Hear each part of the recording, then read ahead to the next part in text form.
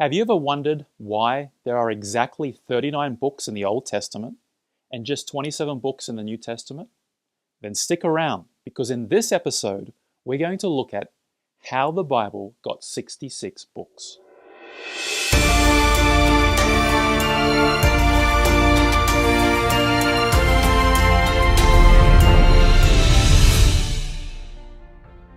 In Jesus' day, the scriptures were what we would call today the Old Testament, or the Jewish Bible. The Protestant Christian Old Testament has 39 books, whereas the Jewish Bible has 24 books.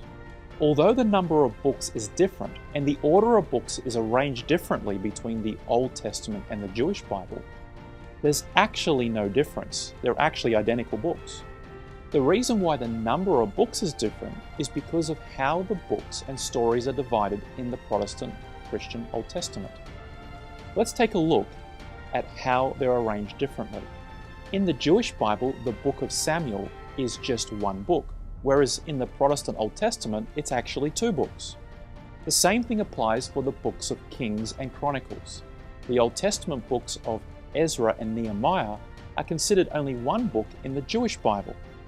And lastly, the 12 minor prophets of the Old Testament are considered to be just one book in the Jewish Bible, which explains why the Protestant Old Testament has 39 books and the Jewish Bible has 24. Right after Jesus' ascension back to the Father, he gives us a clue as to what the scriptures were in his day. Then he said to them, "These are the words which I spoke to you while I was still with you, that all things must be fulfilled which were written in the law of Moses and the prophets and the Psalms concerning me." And he opened their understanding that they might comprehend the scriptures.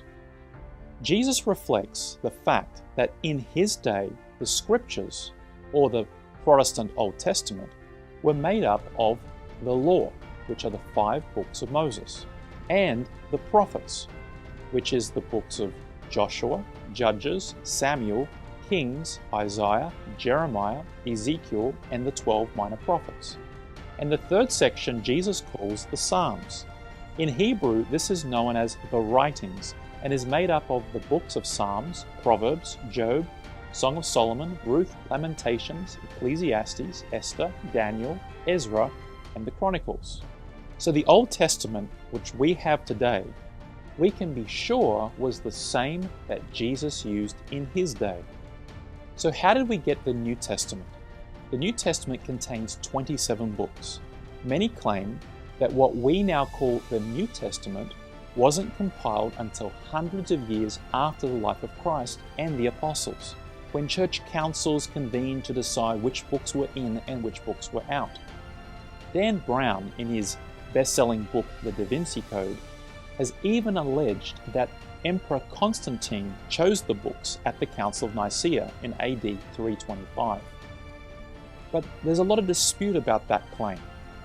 Dr. Ernst Martin states in his book, Restoring the Original Bible, some historians would have people believe that the church of the early 2nd century, or even the 3rd or 4th century, probably formulated the final New Testament. There has always been a problem with this appraisal, because there is not a sliver of evidence that such a thing took place. The truth is, when the early church fathers began talking about the canon of the New Testament near the end of the 2nd century, it is assumed that it was already in their midst. The first recorded discussion among the Catholic scholars about the books of the New Testament only concerned whether certain books in the canon were of lesser rank, not which books were needed to form the official canon. Let's look at 5 pieces of evidence that the New Testament was established long before the 325 First Council of Nicaea. By the middle of the 2nd century, most of the New Testament was already established. This included the 4 Gospels and the 14 epistles of Paul. There's a document which was found in Milan and has been dated to 170 AD, called the Muratorian Fragment. It's a part of a letter, but the start and the end is still missing. It's the oldest known canon or list of Bible books of the New Testament. The letter is a Latin translation of a much earlier Greek document, which contains a list of 22 of the 27 books that we have in our New Testament. This document also lists some early books which are considered to be fake epistles, which today we know as Apocrypha. Clement of Alexandria was a Christian apologist and a theologian. He was born in 150 AD in Alexandria in Egypt. We find in Clement's work citations of all the books of the New Testament, with the exception of Philemon, James, 2 Peter, 2nd and 3rd John. This shows us that these books were already considered to be a part of a canon. Tertullian of Carthage was an early Christian author. Over the course of his life, he wrote many articles and books, with many of them citing various New Testament books. Through his works, 23 of the 27 books are cited. He cites all the books of the New Testament with the exception of 2 Peter, James, and 2nd and 3rd John. This tells us that by 225 AD, 23 of the 27 books that we have in our New Testament were already cited as authoritative books in a canon.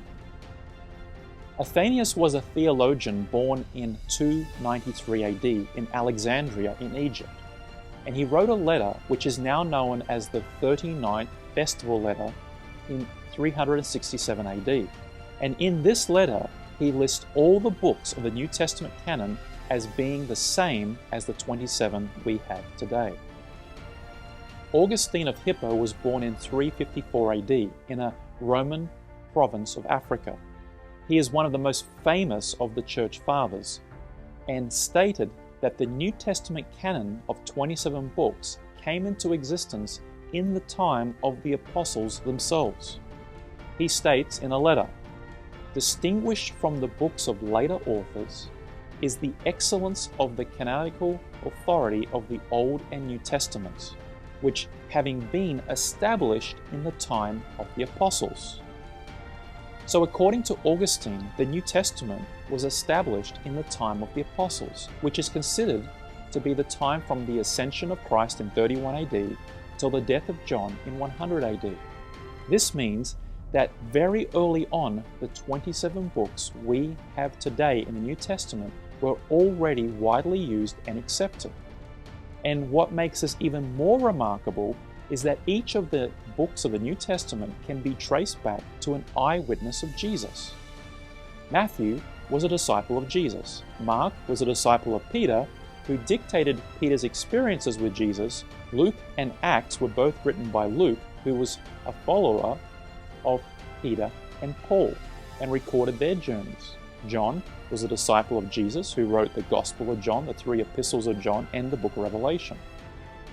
Romans, Corinthians, Galatians, Ephesians, Philippians, Colossians, the Thessalonian books, the books of Timothy, Titus, Philemon, and Hebrews were all written by Paul, who Jesus appeared to after his resurrection.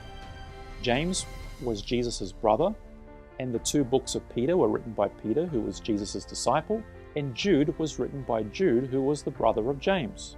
And that is why we have 66 books in the Bible. So in case you missed it, the Protestant Old Testament we have today was already in use in Jesus' day as Scripture. The list of New Testament books that we have in our Bibles today was already widely used by the time John had died in 100 AD. And each of the books that are in our New Testament can be traced back to an eyewitness of Jesus. So we can have confidence that the Bible we use today contains the same message which was originally given. So let me know what you think. I'd love to hear your thoughts or questions on this topic. Leave them in the comment section below, and if you found this episode to be helpful, please hit the like button and don't forget to subscribe. Have a blessed day.